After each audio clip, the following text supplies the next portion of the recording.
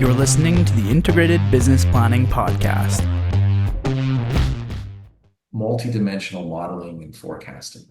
And so where you're seeing where, previously you'd use Excel, you weren't aware of this other type of technology that could help you plan in a multidimensional way. Just explaining, like, from your perspective, how you see things, how you saw things before, now how you look at things differently from that kind of lens of this new technology that you're using that's going to help you forecast,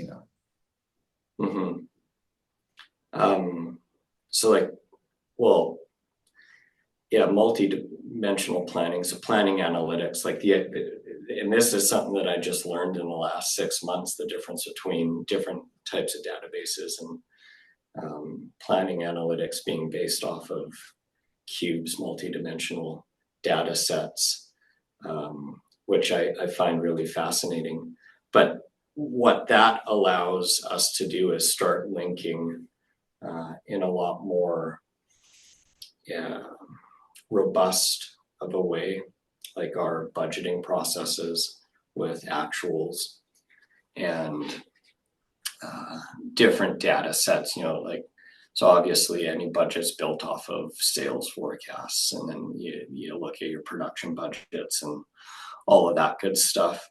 Being able to link that all together in a seamless manner, whereas you might have prior in Excel, 14 tab spreadsheet that if your links and everything like that aren't all accurate, then it turn into a mess pretty quickly. But having that information in a cube like planning analytics has really allowed us to speed up that budgeting process. So it allows us to, I guess, more organically drive conversations. So as conversations are happening, if one of our production facilities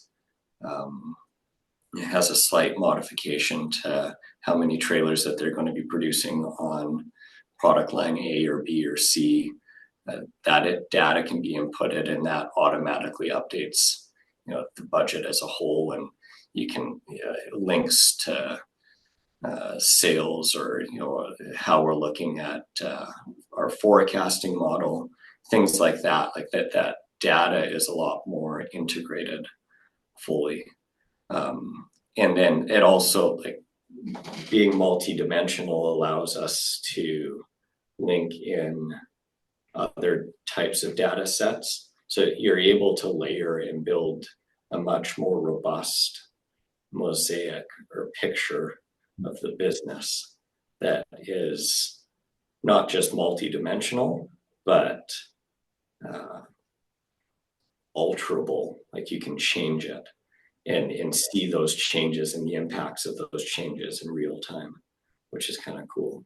Which is I always come back, integrated business planning, right? Where everyone's able to contribute to that model, right? And then you can see the impacts from sales, production, from finance, from HR, right? And just being able to see that. And what's fun about that is it fits in very well with our conversational style of planning as an organization, because as those conversations are happening, you can be updating those budgets and those forecasts in real time.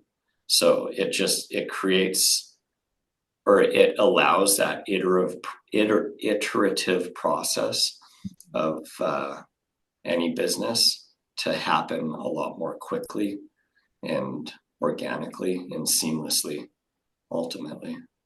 Kind of changes the way you do things, right? So you kind of play around, and plans are seen and made through a system. So I guess, and I see this as well, it kind of becomes part of the fabric, of how you, or the process on how you operate. You start to operate and plan in your business, right? It's yes, helping it along. So thank you for watching this episode of the Integrated Business Planning Podcast. If you have a transformational story to tell, or would like to drop some wisdom or share some insights about your experience or your journey, I'd love to have you on the podcast. So please reach out. Thank you.